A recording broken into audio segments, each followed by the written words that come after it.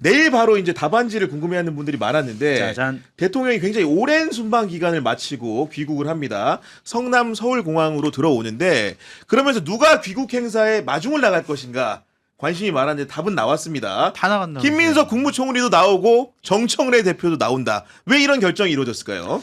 정무적인 판단을 했을 것 같아요. 만약에 정청래 대표를 안 부르고 김민석 총리만 부른다면 이거는 대통령이 진짜 완벽하게 이번 전당대회 때 김민석 찍어 이러한 이미지로 신호로 그러니까요. 인식할 수가 네. 있을 거고 김민석 총리도 나오지 않게 하고 정청래 대표도 나오지 않게 하면은 본인의 마음은 진짜 김민석에게 있는데 이거 당원들이나 지지자들에게 잘못된 또 신호를 줄 수 있겠다 그런 생각을 또 하실 수 있을 것 같고 두 분 다 나오게 한 것은 그래도 대통령으로서 선거 개입에 대해서 어떤 비판을 받는 거를 조금 줄이면서 그래도 이제 표정 볼 거 아니에요. 표정을 본다, 김민석에게는 지금. 예. 보다 더 반갑게 한마디 더 했다. 따뜻한 눈빛을 보냈다. 뭐 악수 손을 꽉 잡았다. 뭐 한번 어깨를 툭 쳤다. 뭐 야, 이런 거 가지고 또 세세한 것까지. 누구에게 더 마음이 있냐 이걸 또 저희 같은 평론가들은 또 평론해야 되거든요. 장성철 소장이 평론 헷갈리게 네. 오히려 정청래 대표에게 더 친한 척하는 거야. 지금 말을 섞는 방식이. 아니 그러면은 예. 지지자들이 그거 알아듣고 그러면은 대통령은 정청래에게 마음이 있는가 보다 이러면 아니죠. 테러를 한번 열어줘 보는 거죠. 퇴로를 열어주는 의미일 수도 있다. 내일의 그런 공항 마중을 허용한 것이. 네네. 네. 좀 더 구체적으로 설명을 해주신다면요. 예. 뭐 전당대회 출마에 대해서 숙고할 시간을 우리 모두가 보장해 주는 거죠. 아니 그런 측면에 정말로 이건 일부의 의견이긴 합니다만은 이런 얘기를 하는 분들이 있었거든요. 정청래 대표가 만약에 자기 의사로 공항에 나온다고 한다면은 그거는 아마도 출마 여부에 대한 상당한 고심이 반영된 결과일 것이다. 이런 의견을 주신 분도 실제로 있었어요. 뭐 그런 네. 이야기도 있었습니다. 네. 그리고 우리가 모르는 물밑에서는 정청래 대표가 지금 시국에서 주는 갈등적 요인들 이걸 중재하기 위한 노력들이 이루어지고 있지 않겠습니까? 그렇죠. 지금 이 순간에. 네. 그런 근데 상황인데 아까워요. 아깝다고요. 아깝다는 건 어떤 의미예요? 정청래 대표를 안 부르고 김민석 총리랑 불렀으면 우리가 또 얼마나 많이 또 방송 아이템에서 야 이거는 진짜 막 이렇다 내일 또 하루 종일 저렇다. 떠들었겠지 보니까 지금. 뭐 예. 정청래 대표가 뭐 오늘 어떠한 언론에게 지인에게 뭐 부르면 나갈게 한 것에 대해서 또 청와대가 난리 났다 뭐 이렇게 해가지고 소설 쓸 수 있었는데 좀 아깝습니다. 아니 근데 저도 기자지만 굉장히 이례적인 게 대통령의 동선이라는 것은 이행이 될 때까지 극비에 붙이잖아요. 그럼요. 그러다 보니까 귀국 행사가 사실 언제 열리는지 알아도 실제로 언론이 말하지 않는데 이번에는 청와대 강유정 수석 대변인 명의로 이런 공지가 나온 거예요. 그러니까요. 내일 이재명 대통령 귀국 환영 행사에는 네. 국무총리, 행안부 차관 등 정부 인사와 당대표, 원내대표 등 더불어민주당 지도부가 참석할 예정입니다. 굉장히 상세하고 정확하게 다 알려준 거거든요. 네. 말씀하신 것처럼 갈등은 이제 수면 이하로 들어간다. 음, 당분간 조정 국면이 있을 것이다. 라고 이제 행간을 해석을 해야죠. 조정 네. 국면으로 해석을 해야 된다. 한번 지켜보시죠. 네. 근데 이제 보면은 그 앞서서 굉장히 다양한 일들이 그 당청간에 벌어졌는데 일단은 이재명 대통령이 취임 1주년 기자회견에서 성과에 대한 평가를 했고 그것이 정청래 대표와 차이가 있었던 것이고 이어서 출국을 할 때 행사장에 정청래 대표가 불참하게 되고 김민석 총리만 나오게 되면서 굉장히 의아함을 불러냈고 거기에 더해가지고 정청래 대표 반응이라는 것이 정권은 또 짧다. 그러니까 이런 반응을 내놓으니까 또 청와대가 격앙된 반응들을 또 내놓았고 그 이후엔 또 정청래 대표가 또 어제 같은 경우에는 우리 대통령은 월드 클래스다 이런 설명을 주었는데 이런 변화무쌍한 흐름들에 대해서는 좀 어떻게 보고 계십니까? 그 서로 우리가 무엇을 어떻게 될지 아직도 좀 혼란스러워하는 것 같다 그런 생각이 들고 대통령께서도 이런 식으로 전당대회 개입하는 모습을 보이는 것이 좋을까 안 좋을까 그런 고민도 좀 있는 것 같고 정청래 대표도 내가 계속 강대강 대치하고 내가 대들다가는 두드러 맞을 것 같다 그렇게 생각해서 아부성 발언도 좀 하고 또 비아냥 비꼬는 것 같기도 하고 약 올리는 것 같기도 하고 네. 대통령께서 막스 베버 얘기하니까 나는 볼테르 얘기할 거거든 이러면서 그냥 쉽게 나는 지지 않아 이런 모습을 계속 보이는 것 같아요. 그런 거 보면은 좀 제가 지난주에도 한 말씀드렸던 것 같은데 맞아요. 예. 귀국하시면 대통령과 정청래 대표가 만나야 돼요. 만나서 풀어야 된다. 만나서 여러 가지 오해 있으면 풀고 또 전당대회를 어떻게 임할 것인지 그런 것도 논의하고 상의해야 돼요.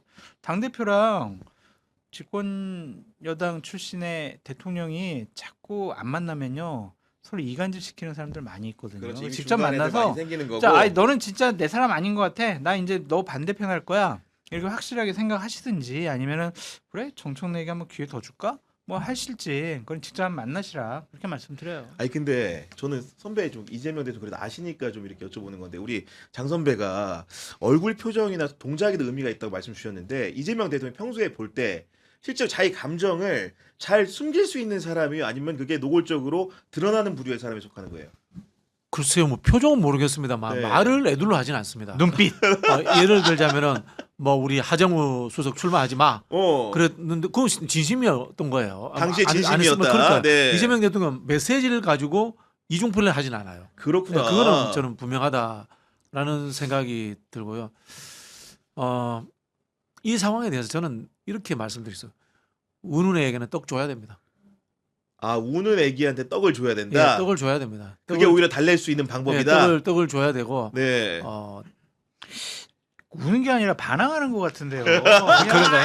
막 앙탈하는 게 아니라. 아니 울다가 안 주니까 반항도 하는 거예요 네. 중간에. 아 그래요? 그렇잖아요. 원래 그러다 또 주면 또 하지만 그치고. 지금 대들고 지금 아빠가 엄마가 해준 게 뭐가 있어? 막 이제 막 이런 수준이거든 지금. 그럴 때 학교 보내버리는 거야. 학교에 학교 안 가. 막 학교 가서 선생님한테 맡기는 거야. 학교 안 가. 그게 다른 일도 할 수 있다는 것이 설득이 돼야 된다고 봐요. 네, 그런 말씀 주신 거고 지금 정윤희님 같은 경우에는 요즘 장성철 수장님은 정말로 호감이다 이런 의견 주셨고 또 금방 또 저 비호감 돼요. 그래서 예, 오늘 와중에 비호감될 원고의 내용 좀 있어요. 그런 말씀 있어? 좀 드린. 아니 지금 생각해 보면 그런 게 좀 있고 네. 우리 방송 너무 사랑해 주신 이선희님 같은 경우에는 당 대표는 무조건 국민의 이익과 연동된 이재명의 이익으로 해야 됩니다. 당 대표는 김민석이 됐으면 좋겠다는 의견을 주신 거고 항상 진심으로 도와주셔서 감사드리고 이목준님 같은 경우에도 슈퍼챗 보내주셔가지고 다시 한번 감사드린다는 말씀 드리는데 이런 가운데 민주당의 이기현 의원이 정청래 대표의 불출마와 함께 안정적인 전당대회 관리가 이루어져야 한다는 입장을 내놓았는데 당뇨 출신인 이기현 의원의 이런 그 의견 같은 경우에는 어떤 의미에서 나왔다고 봐야 되겠습니까, 평론가님? 말씀드린 겁니다. 중재의 의미죠. 중재의 이야기들이 이제 의원들 사이에서 퍼져나가는 것이 아닌가라는 네. 생각이 들고요. 뭐 애초에 저도 이제 그런 이야기 했었잖아요. 뭐 정청래 대표도 나오지 말고 김민석 총리도 안 나왔으면 좋겠다. 그런데 지금 상황에서 이미 김민석 총리는 선언을 해버린 상황이고 이미 선언한 거 다름없죠, 네, 행보가. 뭐 그런 상황이고. 네. 그러면은 이제는 김민석이라는 개인의 문제가 아니라 집단적으로 이 위기를 중재하면서 김민석이 당 대표가 되더라도 독식하지 않고 서로가 뭐 표현이 그렇습니다만은 같이 이제 민주적 절차에 의해 가지고 당 권력이 나누어질 수 있는 그런 상황을 만드는 하나의 방법도 찾아보자. 뭐 그런 게 있을 수 있죠. 아름다운 경선 없어요. 아름다운 경선 권력은 없다. 나눌 수도 없습니다. 네. 너무 지금 아름답게 얘기하셨는데 이게 총선 공천권을 갖고 있는 당 대표이기 때문에 정말 사생결단 식의 유혈 사태가 벌어지는 역대 최고의 아주 진흙탕 빅 이벤트다. 예, 경선이 될 수밖에 없을 것 같아요. 강 건너 불구경. 아니요, 전 걱정스러운 마음으로. 그러니까 늘 바라보고 걱정스럽게 있습니다. 말씀하시는데 농담 비슷하게 이런 생각도 해봐요. 그래서 전 솔직히 정치인들 요즘 정치인들 더 믿을 수 없거든요. 그래서 오픈 프라이머리 법제화 이런 거 운동 한번 해봤으면 좋겠다 이런 생각도 들어요. 아 그냥 아예 열어놓고 당내 네. 선거 같은 경우에도 하자. 야, 장동혁한테 그 공천권 주면은 이게 애한테 그 총 주는 거잖아요. 그렇기 때문에 아예 시민의 손에 맡기는 것이 나을 네, 수가 있다. 그런 생각도 지금 사실 들어요. 전당대회라는 것도 그 공천권을 두고 엄청나게 싸우는 그렇죠. 건데 사실 공천권이라는 게 얼마나 대단한 거길래 이렇게 의원들이 서로 입장들을 다양하게 내면서 사생결단으로 싸우는 겁니까? 그 생명이죠. 생존. 생존. 목숨이에요. 공천은. 정치인이요. 공천 못 받으면 배지를 못 달잖아요. 네. 그런데 배지를 못 달면 정치인은 사람 취급을 못 당하거든요. 정치인 영향력이 그냥 1000분의 1로 확 줄어들어요. 1000분의 1이 뭐야 없는 거지. 그치 무의미해져 버려요. 무의미해지죠. 배치를 떼는 순간. 네. 네. 그렇기 때문에 공천에 목을 맬 수밖에 없고 공천을 줄 수 있는 사람에게 줄 서는 거 그것이 바로 정치의 생리죠. 그걸 뭐라고 하기는 어려워요. 특히 우리나라는 정치인은 의원밖에 없어요. 저는 정치인이 아니에요. 엄격한 의미에서. 네. 우리나라는 그래요. 음. 국회의원이 아니거나 지방의원이 아니거나 단체장이 아니면 정치인이 아닌 거예요. 그렇군요. 그게 정당 정치가 제대로 자리 잡지 못한 거고 명망가 중심의 정당이 돼 있던 거고 의원 중심의 정치만 돼 있는 거예요. 그 당원들 보고 당원이 주인이다 1인 1표 하자 그러잖아요. 그거 눈 감고 아웅이지 솔직히 말해가지고. 네. 그런 말씀하신 건데 저는 이제 이기현 의원이 어떤 분인지를 많은 분들이 모르실까봐 좀 소개를 해드리면은 민주당 당직 생활을 굉장히 오래 하신 거죠. 저의 다정한 당구 친구. 다정한 당구 친구. 어린 제가 시절에. 이력을 찾아보니까 그 80년대 후반부터 당직 생활하신 거예요? 아니 그렇지는 않고요. 네. 나이가 뭐 저보다 한 살 많은데 그 정도 그럼 그렇게 안 많지는 않고. 되겠구나. 예. 예, 총학생 회장하고 의원실 보좌관 하다가 당의 그렇구나. 당직자를 했는데 당직 한 20년 가까이 했죠. 20년 가까이 하신 20년 거고 가까이 했고. 그리고 이제 많은 분들이 오해를 하실까봐 이분이 혹시나 이제 흔히들 대결 구도에서 설명하는 친명계 친명 의원이냐 아니에요. 이런 오해를 하실까봐 전해드리면 이분은 2018년에 문재인 정부에서 시민참여비서관을 지내셨고 2020년 문재인 정부에서 가장 핵심이라고 할 수 있는 민정비서관도 하신 분이기 때문에 정확하게 그런 도식법에 의하더라도 친명계라고 불리기 좀 어색합니다. 그렇죠. 네. 친명 아닙니다. 분명히 아니고요. 민평년 민평년 계열이다. 민평년 네. 계열이고요. 뭐 개인 평을 하긴 그러면 두터운 사람입니다. 두터운 사람. 쉽게 움직이지 않고 진중한 사람. 진중한 사람. 네. 지금의 위기 의식을 느낀 거죠. 네. 그래서 페이스북 글을 제가 이제 길기 때문에 네 문장으로 요약을 좀 해봤어요. 어떻게 말씀하셨냐면은 제목은 정청래 대표께 드리는 말씀입니다. 이번 지방선거 결과는 우리 민주당에 대한 국민의 분명한 경고였습니다. 상황평가가 있죠. 지금은 개인의 정치 여정보다 이재명 정부의 성공을 우선에 두어야 할 때입니다. 더욱이 집권 1년 차에 맞이한 전당대회에서 당과 정부가 갈등하거나 경쟁하는 모습을 보인다면 향후 4년간 국정 운영의 동력은 심각하게 훼손될 수밖에 없습니다. 지금은 정치적 유불리를 넘어 정부의 성공을 위해 자신을 기꺼이 불쏘시개로 내놓는 결단을 깊이 고민해 주시기를 부탁드립니다. 이렇게 읽어보니까 지난주 수요일에 장성철 수장님이 했던 얘기랑 거의 비슷합니다. 지금. 이기현 그죠? 의원이 예. 저희 지역구 의원이에요. 아 그래요 또? 한 번 예. 또 본 적 있어요. 아, 그래요? 저 예. 되게 반갑게 저를 또 맞이해 주시더라고요. 그러니까 제가 지난주 에 얘기했던 것처럼 이 사태의 분란의 시점은 출발점은 정청래 대표예요. 그래서 본인이 결자 해제하는 게 맞아요. 본인이 집권여당 대표가 돼가지고 대통령 국정 운영을 1년 동안 뒷받침 잘했으면 호흡 맞춰서 했으면 그러면서 가끔 쓴소리 했으면은 이러한 주장들이 안 나오는데 사사건건 대통령을 발목 잡은 거 아니야? 본인의 뭐 연임을 위해서 본인의 대권 출마하기 위해서 대통령을 조롱하고 비아냥거린 거 아니야? 뭐 이런 평가를 받으니까 결국에는 진짜 정말 정청래 대표 나가면 사생결단 정말 피 터지는 혈투가 벌어질 거 아닙니까? 그렇죠. 집권 세력에는 안 좋단 말이에요. 그러니까 집권 여당 대표가 대통령을 이길 수는 없어요. 그렇기 때문에 접는 게 낫고 접는 게 정말 낫다. 이기려면 세 가지가 있어요. 세 가지. 세 가지가 있다. 네. 이기려면 현직 대통령을 향해서 대들고 오. 막 이길 수 있는 그 기반은 세 가지가 있어요. 싸워봐서 잘 아시잖아요. 그것도. 확고한 예. 지역적인 기반이 있어야 됩니다. 확고한 지역적 기반. 네, 예. 그래서 그 지역을 중심으로 원내에서 나를 튼튼하게 뒷받침해주는 배지 숫자가 많아야 돼요. 아 부산 사나이 김무성처럼. 아니요. 박근혜 김무성도 못 덤볐지. 없었죠. 없었나? 박근혜처럼 이명박 아, 정권인데 그렇지. 박근혜가 TK, PK 딱 영남을 중심으로 해서 자기 세력이 있었잖아요. 확고한 네. 지역적인 기반이 있었고 또 하나가 뭐냐면 차기 대선 후보 여론조사를 보면 항상 1등 나왔어요. 못 건드려 그러면. 차기 권력이기 때문에. 그러면 이명박이 아무리 박근혜 죽이려고 그래도 국회에서 뭐야 지금 우리 친박들 뭉쳐가지고 지금 박근혜 지키자 이렇게 해버리면은요 법안 통과 하나 안 됩니다. 그때 행정수도 이전도 못했잖아요. 박근혜 대통령이 딱 반대해버리니까. 그 정도의 세와 지역적인 기반과 확고한 그러한 기반과 이제 대선 후보로서 있지. 지지도가 높게 나오면은 이건 해볼 만해. 이거는 싸우라고 하겠어. 제가 정청래라고 하도록. 근데 이건 그런 게 없잖아요. 오로지 김어준 유시민만 믿고 가는 거 아니에요. 이거는 정권 자체 불행을 초래할 수 있는 일이에요. 네. 그래서 접으시는 게 맞아요. 김호준 유시민을 믿을 수 있을까? 아 김어준 유시민도 다른 의견을 가질 수도 있다. 이번 전대에서. 그래요? 아니 뭐 그게 아니라 네. 정청래 대표를 도구로 생각하지 않을까요? 그분들도 도구로 생각할 자신들의 수 있다. 뜻을 관철시키는. 네. 네. 근데 왜냐면 그런 얘기들이 실제인지 아닌지는 두고 봐야겠지만은 오늘 정청래 대표의 워딩이 좀 그랬어요. 저는 좀 이게 귀에 좀 걸렸는데 일단은 오늘 워딩까지만 보면은 출마 가능성은 높은 것 같아요. 그런 상황에서 어떤 말을 최고위원회의에서 했느냐.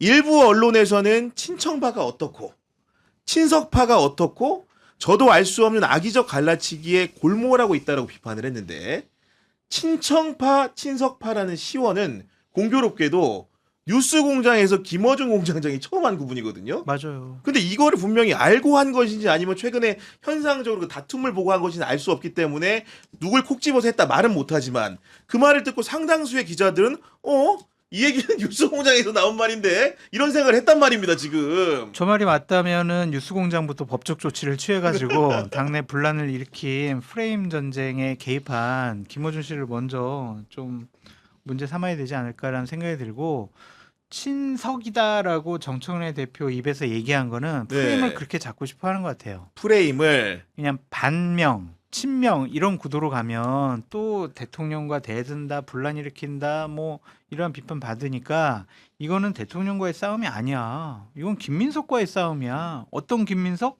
옛날 노무현을 배신했던 그 김민석과의 싸움이에요. 이건 이재명과 싸움 아니에요. 네. 그런 프레임을 본인이 확실하게 심어주기 위해서 오늘 친석 발언을 하지 않았느냐. 근데 그런 의도라면은 김어준 공장장의 의견과 굉장히 일치하거든요.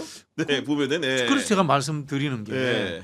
유시민 작가가 정청래 대표와 오랫동안 깊은 관계가 아니었어요. 뭐 그 원만한 관계가 아니었는데 화해도 최근 했다는 거 아닙니까? 갑자기 화해가 된 것은 제가 봤을 때는 김민석 그 총리의 당대표 출마에 대한 반대 의견 그 도구로서 정청래를 앞세워서 돌파하자. 뭐 저는 뭐 이제 그렇게 해석을 했었고요. 근데 우리 장성준 소장이 정답을 이야기한 것 같은데 대통령과 다른 자기만의 고유 지지층을 갖고 있지 않으면 이 대통령을 넘어서려고 해서도 안 되고 그리고 사실 진영 전체에 도움이 안 돼요. 알고 보면 다 이재명이라는 지지율 속에 포함된 지지율 뿐이지 그 외의 지지율 갖고 있는 분 계세요 지금? 지금 현재는 없죠. 아무도 네. 없다고 봐요 저는. 네.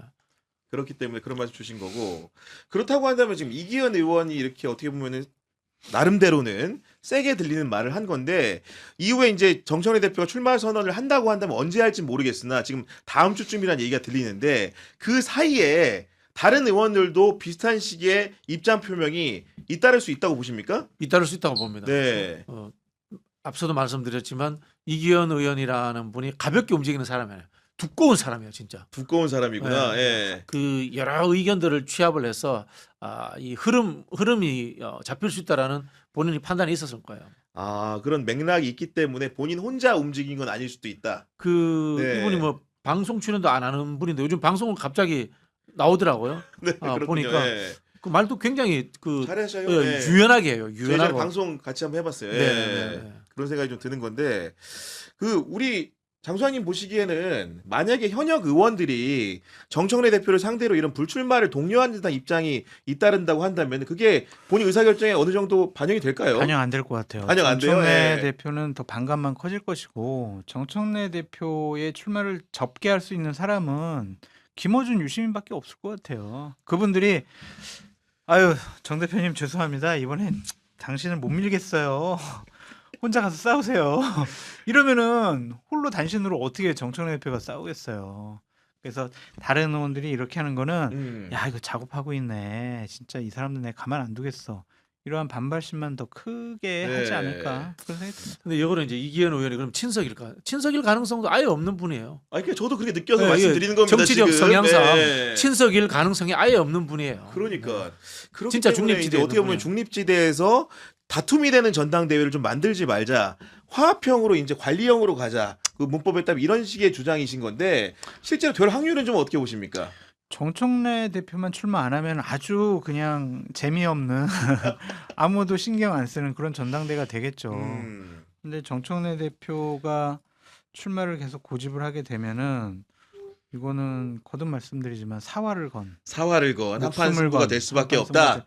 이 아름다운 경선은 없을 거고요. 다 까발려질 거예요. 그냥 모든 것이 다 대단히 네거티브와 검증이 심해질 것이고 의원들도 선택을 강요받을 거예요. 아마 저렇게 되면. 네.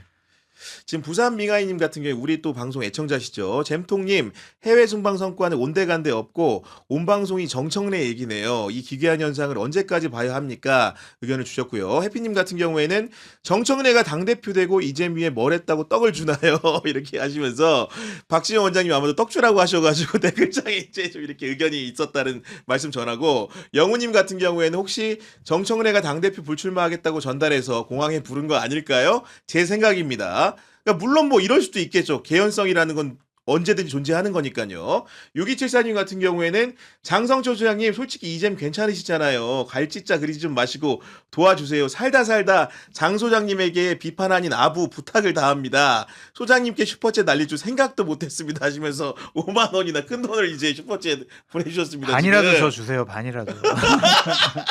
이거 구글이 얼마 때 가지고 좀 주시오 뭐.